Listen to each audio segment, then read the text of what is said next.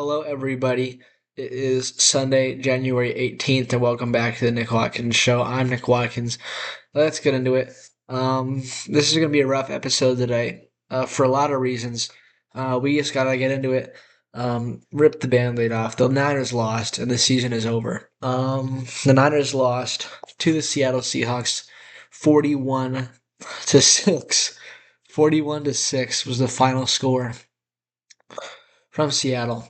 Um, Everything that I said leading up to the week about, how we got to start fast and we got to put points on the board. We got to make sure they can't run the football. Well, all that went away immediately. Let's just dive into the game here. Get through it real quick.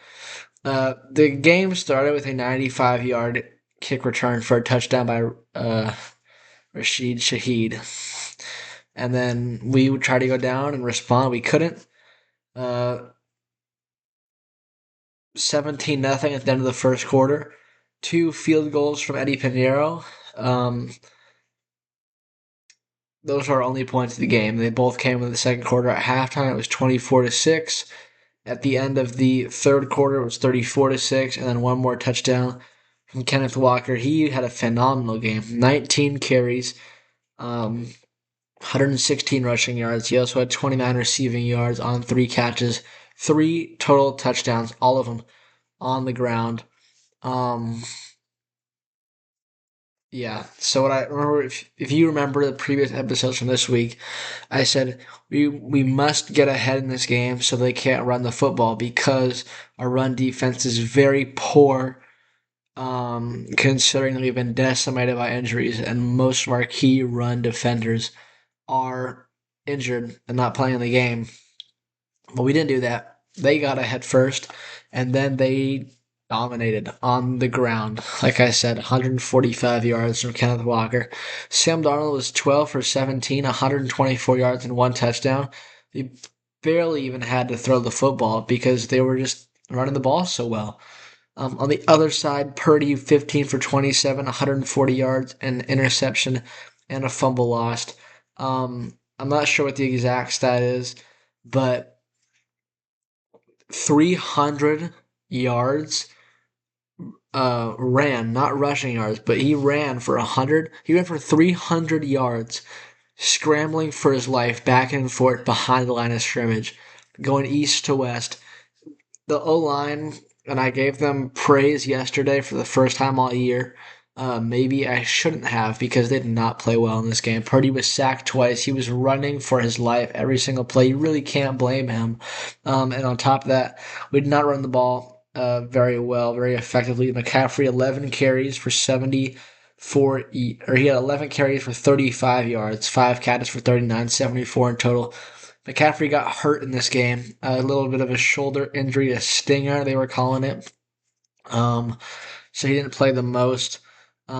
We turned the ball over 3 times, and we just it was a rough game for sure. And I will give credit where credit is due to the Seattle Seahawks. They played a great game. They dominated the run game. They stopped us, and they just had their way offensively. And they played good defense, forcing turnovers and doing a good job in all phases of the game. With that being said, and this is a message to all Seahawks fans out there, it's okay to enjoy the win. I'm not going to tell you not to. You earned it. But don't go too far. Don't be excessive with it because we all know what would have happened if both teams were fully healthy in this game. So, um, yeah, enjoy your win. Congratulations. It does hurt a lot, but don't go too far because we know the truth, and is that we would have smoked you for fully healthy. But we're not here to make excuses. We're here to focus on what actually happened, and what actually happened was very bitter. It was a bitter ending to, quite frankly, a wonderful year. That's what I want to talk about next. Is I mentioned it, all the injuries that we had this year. We lost Nick in week 3. We lost Fred in week 6. We lost Michael as well. George went down in the first half of the first game of the season. When he came back, he looked great and then got hurt last week. He's going to be out for a very long time. Brock missed a ton of games. Mac Jones, the backup, played phenomenally, but he was dealing with injuries. Um, Trent Williams had a hamstring thing. Um, yeah, it was it was rough. Bethune high ankle sprain. We just had so many injuries this year, and considering all that, like I said before this week, I'm very proud of this team, and I'm happy with the way that the season went, considering what we had to deal with and all the adversity that we faced. The team persevered through it all, actually made it to the playoffs, where a lot of teams in our situation would crumble. We actually made it to the playoffs, won a playoff game against the defending champs, and then we just ran out of gas and ran out of bodies here against Seattle. So although the end is very rough, and we'll use that as motivation for next year, but overall, the season as a whole, in my opinion, was a success. And honestly, it was a fun year. We did a lot of good things this year. A lot of good memories were made, and we'll look forward to next year. Obviously, this loss sucks, but I'm very happy with the way this season went. And overall, I'm just super proud of our guys. Super proud of this team. So that is the season for the 49ers. The Seahawks advance to host the NFC Championship game. They'll face the winner of today's Bears-Rams game. We'll be live streaming that one. So, tune in. It's going to be fun. I've never done a live stream for a neutral game before. So maybe the vibes will be different. Maybe the vibes will be even better because, we'll be able to just focus purely on the game from a neutral standpoint. That's beside the point. There was another game that happened yesterday on Saturday, and I'm going to have to eat some of these words that I said earlier in the week because I was dead wrong about this game in many facets. So let's just get into this Bills Broncos game. The final score was 33-30 in overtime. It took overtime to decide this game between the Bills and the Broncos. Fantastic game. We've had so many thrillers in the wild card weekend, and now here in the playoffs, the divisional round started out with a bang, the best playoff game so far. The Bills, they were down at halftime, and it was pretty much their own fault. I mean, the Broncos had the ball, 10-10 tie. With less than a minute to go, they went down, they scored a touchdown, aggressively pushing the ball down the field, scored a touchdown. Then Josh Allen, with 10 seconds and no timeouts left, fumbled the ball away, allowing Will Lutz to kick a field goal. He drilled it. It was 20-10 at halftime. And the Bills stormed out of the halftime gates. They dominated the second half, and it wasn't behind Josh Allen. It was behind James Cook and the offensive line. Tony Romo mentioned it when they got under center yesterday. They absolutely dominated in the run game. James Cook had 24 carries for 117 yards. Josh Allen added on 66 yards on 12 carries of his own. They really did a phenomenal job rushing the football. And in my opinion, that is why they weren't as successful in overtime. It's because they were trying to throw the ball more. Um, and they couldn't necessarily just run the football over and over again like they had been doing. The interesting part is they were down by 3 scores and they managed to run the football effectively. So props to them. It was actually 2 scores down. But yeah, Josh Allen. I said yesterday, I clipped it even. I even clipped it and posted it that Josh Allen was going to have the greatest game of his career. That did not happen. He was 25 for 39, 283 yards, 3 passing touchdowns, and 2 interceptions. He had 2 fumbles lost as well. He turned the ball over a lot in this game. Um, and I want to talk about the second interception because it was a very controversial call. So let's get into that. Um,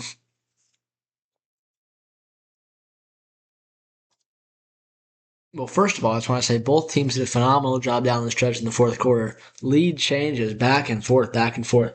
But they did a good job making sure that they could put themselves in a position to win. They did that. So let's talk about the interception because it was a crazy play. So Josh Allen took a deep shot on 3rd and 11 down the field to Brandon Cooks, who caught the ball. He caught it in midair, came down. It looked like he was down, but McMillan ripped the ball away.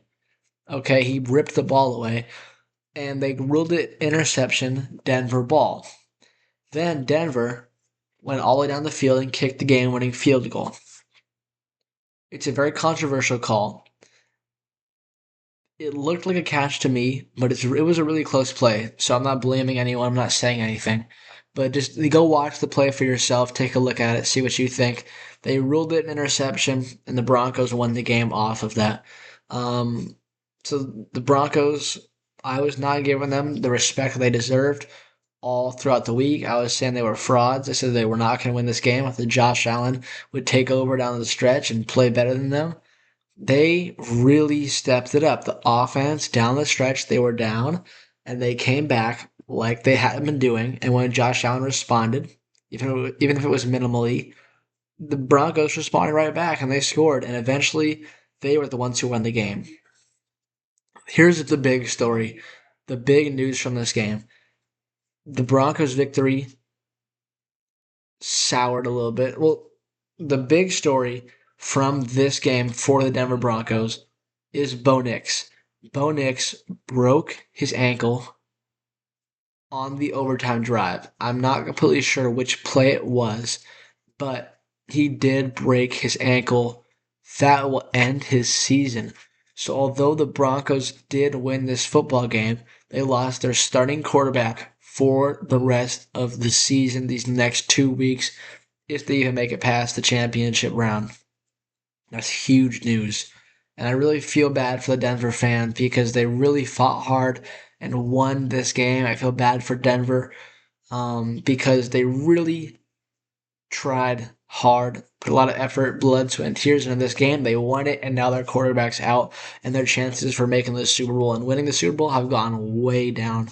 So we'll definitely be keeping an eye on that. It looks like Jared Stidham is going to be the starting quarterback for the Broncos in the championship game. Very unfortunate for them. Now, we got more football today. We got the Texans and the Patriots going on right now. Um,